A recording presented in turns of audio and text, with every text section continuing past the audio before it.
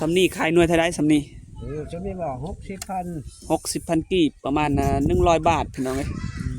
รุ่นใหญ่นี่เด้ขายหน่วยเท่าไรแสนชาวประมาณ200 บาทพี่น้องเอ้ยมือหนึ่งได้ประมาณจักโลบ่โล7,000สบายดีโอ้เท่าแก่เนาะเพิ่นซื้อแอมนี่ซื้อโลเท่าใดบ่อ้ายนี่7,000โล7,000เนาะตากจักมื้อแล้วนี่3-4 มื้อ3-4 มื้อ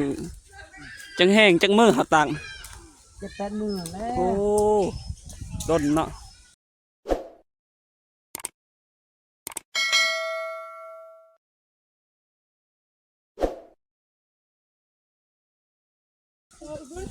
7-8 มื้อพุ่น9 มื้อ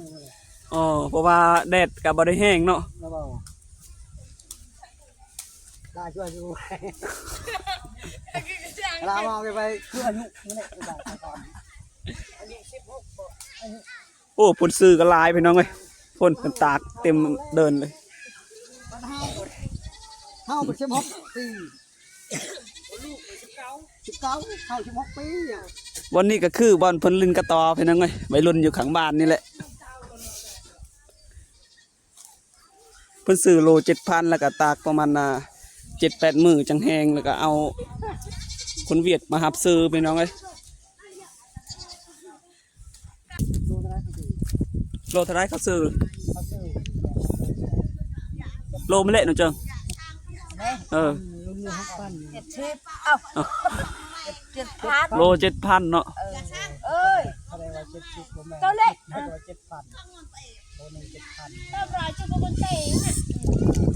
มือหนึ่งได้ประมาณจักโลบ่โล7,000มือหนึ่งได้จักโลขายเท่าไรจักกีบเงินมือนึงได้จักโลไปหานี่อยู่ตามดงป่าจะล้างกำไรมุตงไงไม่เละชื่ออยู่บนโดนจริงอันนี้ช่วยกี่เขาเจ๊จะบีบนบีเจ๊ประมาณเบิ้ลบอกกับมูเซนมุตงไงคนมันละตัวเบิ้ลมูเชนมันคนลืมเบิ้ล70ไปสู้ไปให้เนี่ยนะให้ทำcứ này sao anh này sao chưa hay sao khăm mana thời tạm tục thì ôn thế 70 trong đấy แสดงว่าคันชมห้อมกันนะได้พูละ20,000กีบมือหนึ่งเพราะว่าเพิ่นกะเท่าเลยหาบ่ได้มาเนี่ยช่วยตามข่าวกี่คนนอนแอนไงในบ้านมีการ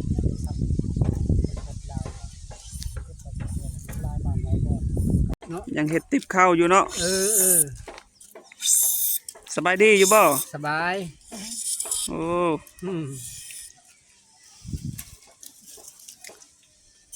มือหนึ่งได้จะติดมือหนึ่งบ่ไม่ติดไม่หอดมือวะบ่หอดมือแล้วติบหนึ่งหน่วยหนึ่งก็หอดมือแล้วแม่นเลยฮะ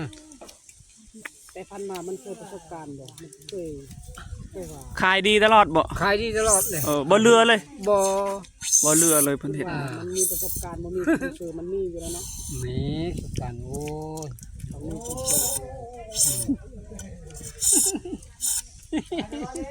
ปีหนึ่งได้ปีหนึ่งก็มีแต่5-6 ล้าน7 ล้านปีหนึ่ง5-6 7 ล้านรายได้นั้นหลายแล้วนิดหน่อยไปเท่าไหร่ปีหนึ่งได้พี่น้องเอ้ยเพื่อสิได้5-6 ล้านคันว่าเดือนหนึ่งนี่ก็ลายโพดเนาะในเดือนหนึ่งมีแต่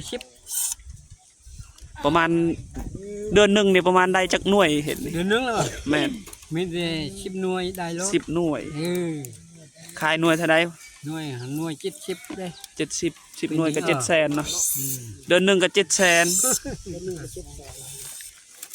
ปีหนึ่งมันตกอยู่ประมาณ7 ล้านเนาะคันประหยัดได้เนาะมันเนาะได้ประหยัดอันนี้เฮาก็ซื้อเกลือเป็นนัวแน่แล้วก็ข้าวแน่เนาะยังขาดเคินหลายอย่างแต่ก็เฮ็ดไปเฮาบ่มีเวียกเฮ็ดเนาะบ่มีแนวสิหามีเวียกเฮ็ดตัวนี้คันบ่เฮ็ดตัวนี้ก็บ่มีเลยเนาะบ่มีเงินนะบ่มีเลยเนาะอยู่ชะมอยเฮ็ดได้ได้บ่เงินบ่พาเก้ยชื่อเมื่อยเนาะแต่ละมือก็เฮ็ดตลอดเลยเนาะเฮ็ดตลอดก็เฮ็ด คู่มือ บ่ได้ขัดมือเลยบ่ ไม่ได้คันมือเลยตลอด อืม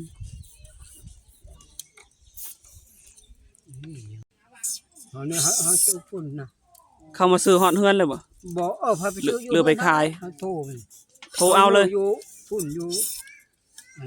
ใช่เด่น อยู่เขตชายแดน อันหวานเลย ส่วนหลายคนเวียดหรือคนลาวซื้อลาว คนลาวเนี่ย คนลาว ไม่ได้ชื่อได้รู้ ส่วนหลายคนลาวแต่ว่า นี่ เขาเจ้ามันตังเขาฟรีคนลาว เขตเขาเจ้าบ่ได้เฮ็ดตัวนี้เนาะก็เลยซื้อเอาเนาะ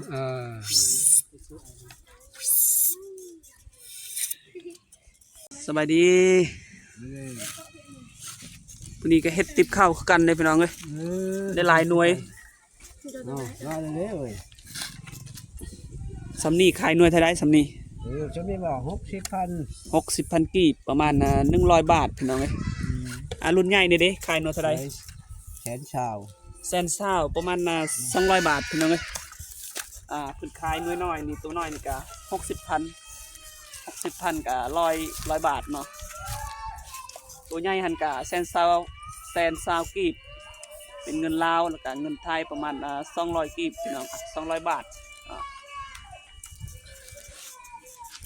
มือหนึงนี่เฮ็ดได้จักหน่วยบ่ 2 มือนึง2 มือนึง 2 มือได้หน่วยหนึงเนาะ ได้แล้ว บ่มีเวียกเฮ็ดก็เฮ็ดตัวนี้เนาะ เฮ็ดคู่มือเลย เฮ็ดคู่มือเลยโอ้เพิ่นเฮ็ด เศร้าเลยเฮ็ด บ่เฮ็ดบ่พักบ่เซาแล้วเพิ่นเฮ็ดก็งามเลยพี่น้องเอ้ยคักเลยใส่ได้ คันไว้ก็บ่มีเงิน แม่นบ่เฮ็ดก็บ่มีเงิน มีปิ้งโง่มีเทปเผ็ดมีเกลือมีเกลือมีส่งเสือนุ่ง เจ้า เอาไปชุบแต่น้อย ทุกแต่น้อย เลยชุบมันมียังเฮ็ดเทปเฮ็ดก็ยังเนี่ยเฮ็ดเทป เฮ็ดนี่ตั้งแต่น้อยเลยเนาะ แต่น้อย จนฮอดปัจจุบันเนี่ยก็ได้ลูกได้หลานแล้วก็ยังเฮ็ดคือเก่า เก่าแล้ว เพราะว่าบ่มีเวียกเฮ็ดเนาะเอาไว้พอได้ซื้อเกลือเป็งนัวเนาะสิซื้อหยังก็บ่ได้